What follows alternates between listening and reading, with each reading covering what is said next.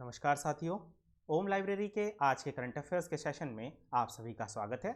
आज है 23 अगस्त। चलिए बढ़ते हैं सबसे पहले कल के प्रश्न की ओर।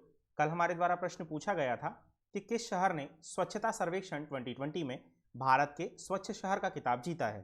तो इसका सही उत्तर होगा इंदौर।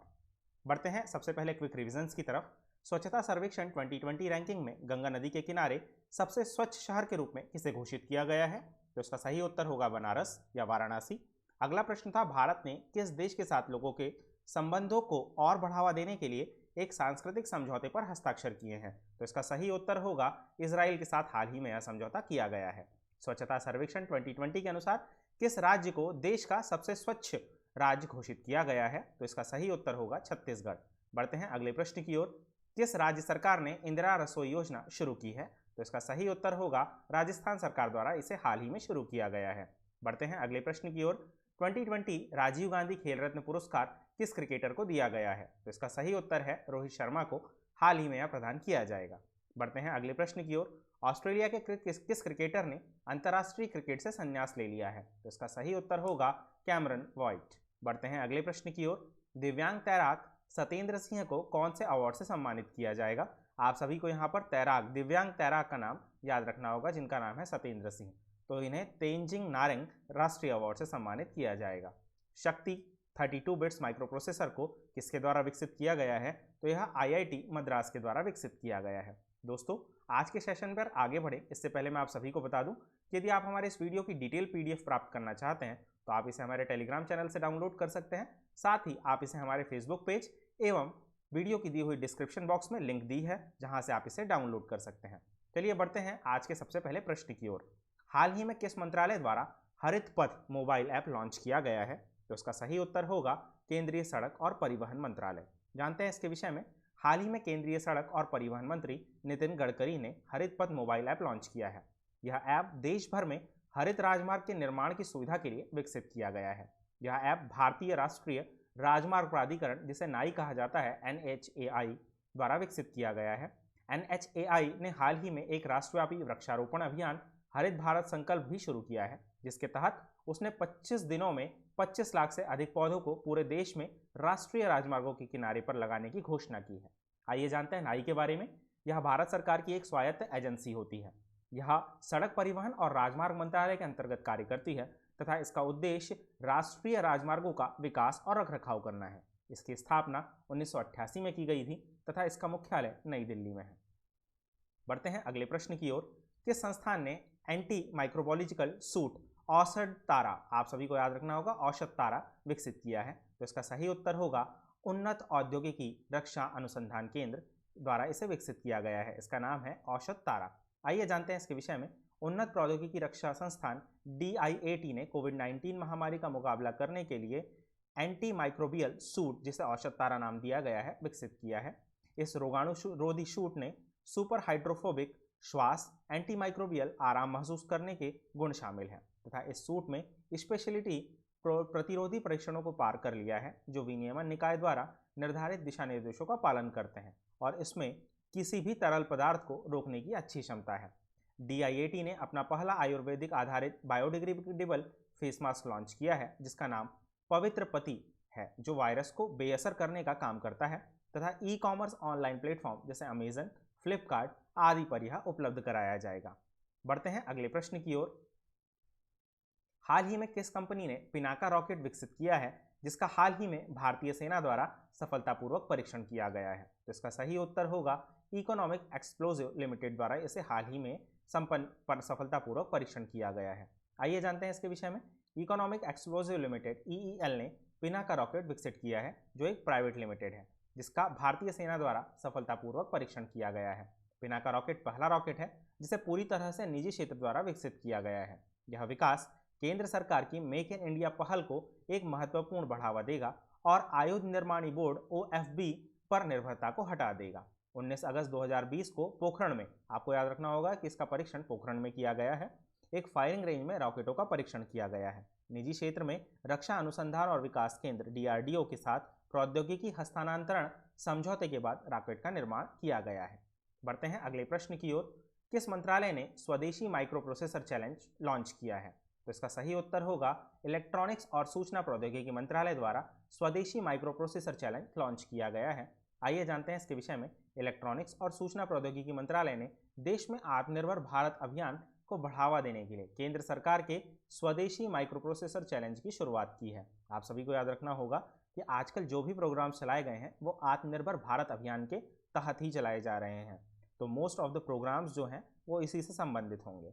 स्वदेशी माइक्रो प्रोसेसर चैलेंज के तहत नई टेक्नोलॉजी पर काम करने के लिए छात्रों को स्टार्टअप्स और इनोवेटर्स के लिए आमंत्रित किया गया है कि वे शक्ति 32 बिट और वेगा 64 बिट नाम के दो प्रोसेसर का इस्तेमाल करते हुए अलग अलग टेक्नोलॉजीज प्रोडक्ट्स को डेवलप करेंगे।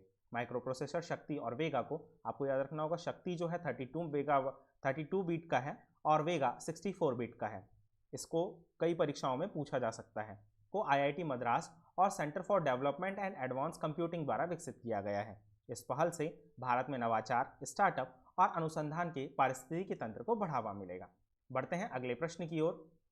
नवगठित भारतीय राष्ट्रीय भर्ती एजेंसी द्वारा आयोजित परीक्षा के आधार पर सरकारी नौकरी प्रदान करने का निर्णय लेने वाला देश का पहला राज्य कौन सा है? तो इसका सही उत्तर होगा मध्य प्रदेश राज्य ने हाल ही में यह निर्णय लिया है। आइए जानते हैं इसके विषय में।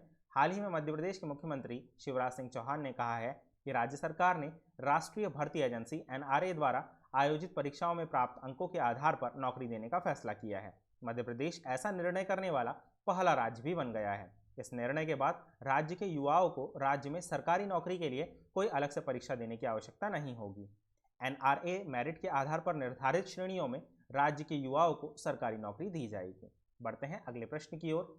आदिवासी बच्चों को उनकी मातृभाषा में शिक्षा देने के लिए नफत बसई कार्यक्रम, इसका नाम याद रखिए, नमत बसई कार्यक्रम किस राज्य ने चलाया जा रहा है? तो इसका सही उत्तर होगा केरल राज्य द्वारा नमत बसई कार्यक्रम चलाया जा रहा है। जानते हैं इसके बारे में विशेष टिप्पणियां।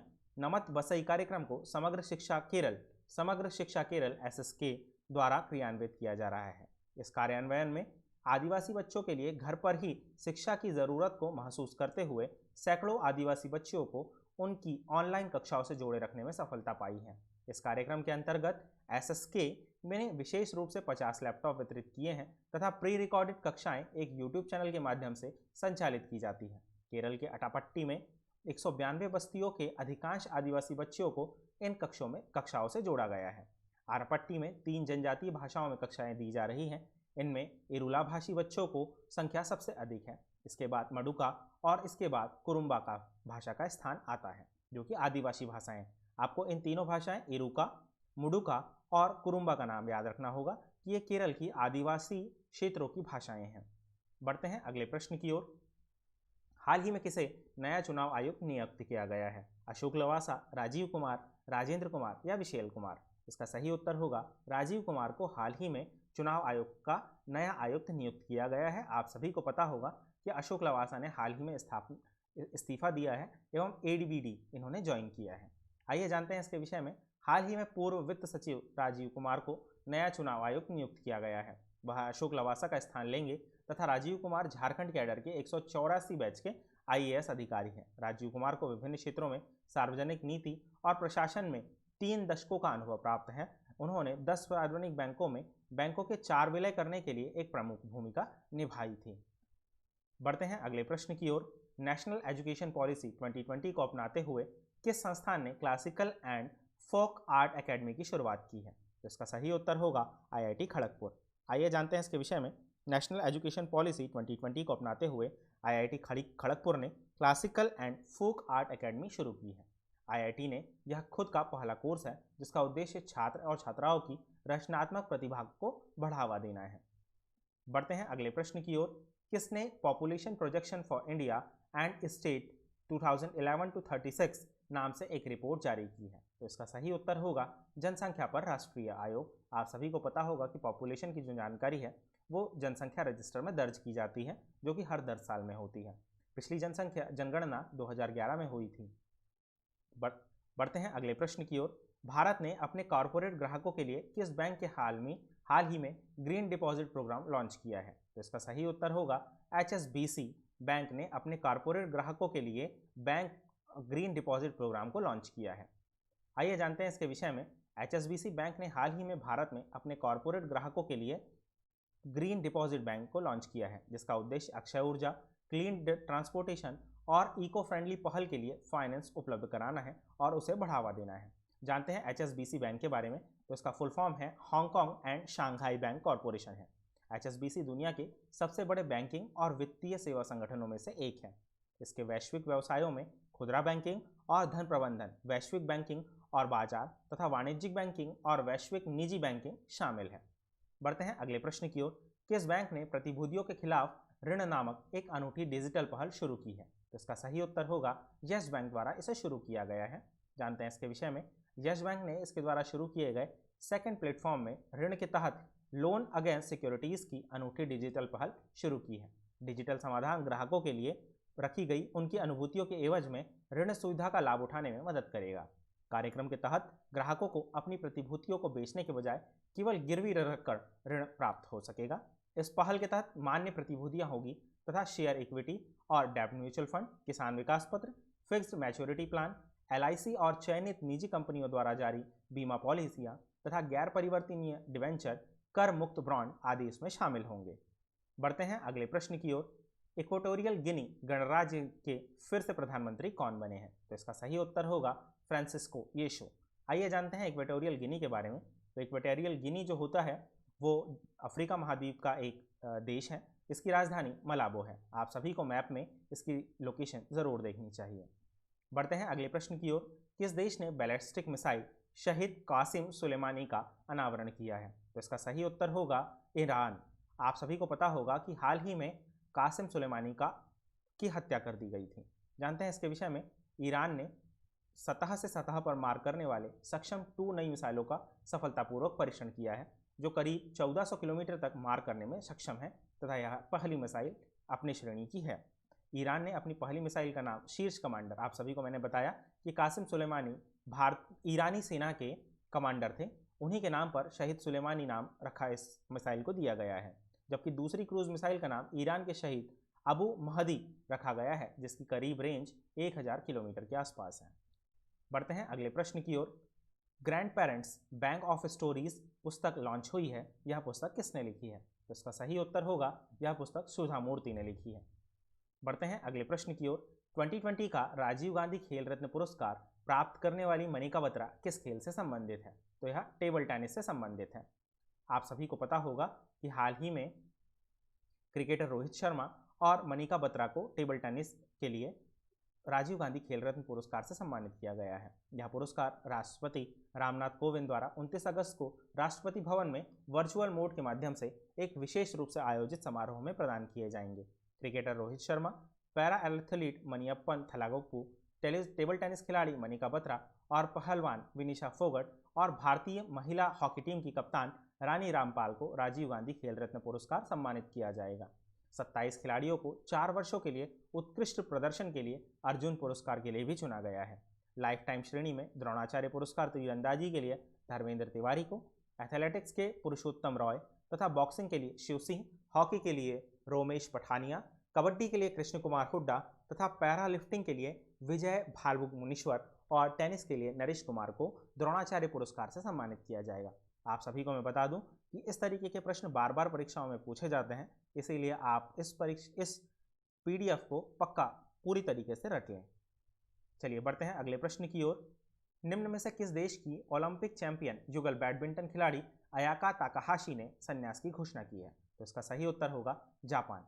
आइए जानते हैं इनके बारे में। जापान की ओलंपियन चैंपियन युगल बैडमिंटन खिलाड़ी अयाका ताकाहाशी ने संन्यास की घोषणा की है। उन्होंने वर्ष 2016 में रियो ओलंपिक में युगल वर्ग में अपनी जोड़ीदार मिसाकी मुत्सुमो के साथ गोल्ड मेडल को जीता था। साथ ही उन्होंने 2 बार एशियन बैडमिंटन चैंपियनशिप और ऑल इंग्लैंड खिताब भी अपने नाम किए हुए हैं। बढ़ते हैं अगले प्रश्न की ओर। किसने विश्व स्नूकर चैंपियनशिप 2020 जीती है? तो इसका सही उत्तर होगा रॉनी ओशिलियन। आइए जानते हैं इनके बारे में। रॉनी ओशिलियन ने कीरन विल्सन को, आपको याद रखना होगा कि इन्होंने किसको हराया, तो ये कीरन विल्सन को हराया है, को 18-8 के स्कोर से हराकर वर्ल्ड स्नूकर चैंपियनशिप 2020 जीत ली है। उन्होंने शेफील्ड में क्रूसवीवर थिएटर में अपने 6ठे विश्व चैंपियनशिप खिताब को जीता है। आपको याद रखना होगा कि इन्होंने ये 6वां विश्व चैंपियनशिप खिताब को जीता है। इस जीत के बाद रानी ओशिलियन अब रेडान 1978 की 45 वर्ष की जीत के बाद विश्व स्नूकर चैंपियन में सबसे पुराने विजेता बन गए हैं। साथ ही वह पिछले साल के चैंपियन जुड ट्रम्प के बाद विश्व रैंकिंग के दूसरे स्थान पर भी पहुंच गए हैं।